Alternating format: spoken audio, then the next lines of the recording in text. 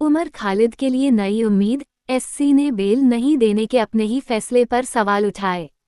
Supreme court ने उमर खालिद को जमानत नहीं दिए जाने के अपने पिछले फैसले पर आपत्ति जताई है। कोर्ट ने कहा कि यूएपीए की धारा आतंकवाद से जुड़े मामलों में जमानत देने पर सख्त प्रतिबंध लगाती है, लेकिन फिर भी ये प्रतिबंध अनुच्छेद 21 के तहत मिले व्यक्तिगत स्वतंत्रता की संवैधानिक गारंटी को रद्द नहीं कर सकते। यूएपीए से जुड़े मामलों में भी जमानत नियम है, जेल अपवाद है का सिद्धांत लागू होता है। सुप्रीम कोर्ट ने उमर खालिद को जमानत देने से इनकार करने वाले अपने ही पिछले फैसले पर आपत्ति जताई है। कोर्ट ने 18 मई को सैयद इफ्तिखार अंद्राबी से जुड़े नार्को टेररिज्म मामले पर सुनवाई के दौरान ये आपत्ति की है।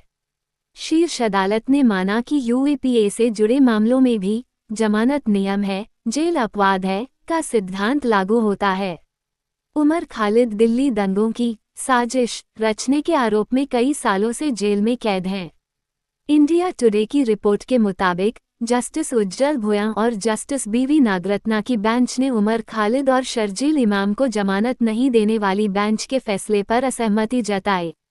उन्होंने कहा कि सुप्रीम कोर्ट ने 2021 में माना था कि मौलिक अधिकार का उल्लंघन होने पर अदालतें गैरकानूनी गतिविधि रोकथाम अधिनियम यूएपीए से जुड़े मामलों में जमानत दे सकती है।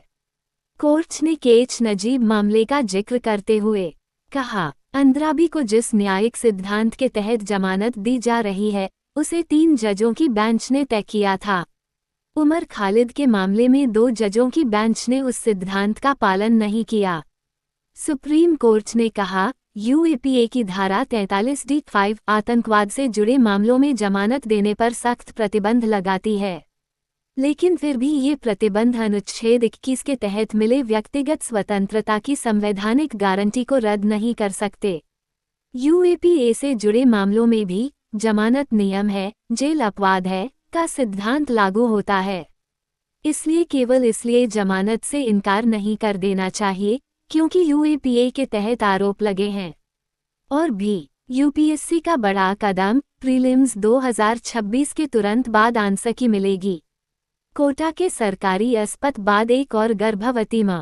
मामले की सुनवाई के दौरान कोर्ट ने कहा कि जब कोई बड़ी बेंच फैसला सुना देती है तो छोटी बेंच को उसे मानना ही पड़ेगा।